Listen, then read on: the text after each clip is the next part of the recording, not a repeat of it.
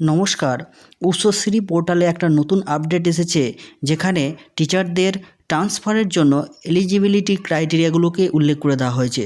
সেইগুলো এই ভিডিওতে আমি সুন্দরভাবে তুলে ধরেছি, আপনারা প্রথম থেকে দেখে নিন, তাহলে বুঝতে পারবেন কী কী ক্রাইটেরিয়া প্রয়োজন।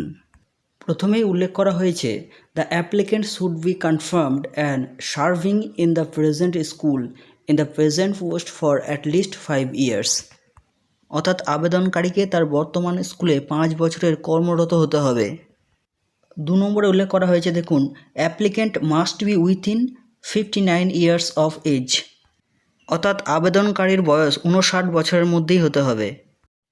3 নম্বরে বলা হয়েছে, দেখুন, place of posting should be more than 25 kilometre in case of the secondary school. অর্থাৎ মাধ্যমিক স্কুলের ক্ষেত্রে টিচারদের বাড়ি থেকে দূরত্ব মিনিমাম 25 কিলোমিটার হতে হবে, তবেই তারা আবেদন করতে পারবেন। Primary teacher will not be able to apply within the same circle. অর্থাৎ প্রাইমারি টিচাররা তার নিজের কর্মরত সার্কেলের স্কুলগুলির মধ্যে আবেদন করতে পারবে না। Teaching or non teaching staff would be allowed to apply within 5 years of last transfer. অর্থাৎ টিচিং এবং নন টিচিং স্টাফরা তাদের লাস্ট ট্রান্সফারের 5 বছর পর পুনরায় অ্যাপ্লাই করতে পারবে।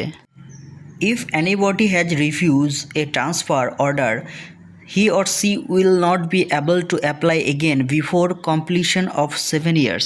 অর্থাৎ কোনো আবেদনকারী যদি তার ট্রান্সফার অর্ডার রিজেক্ট করেন তাহলে 7 বছর পর সে পুনরায় আবেদন করতে পারবেন।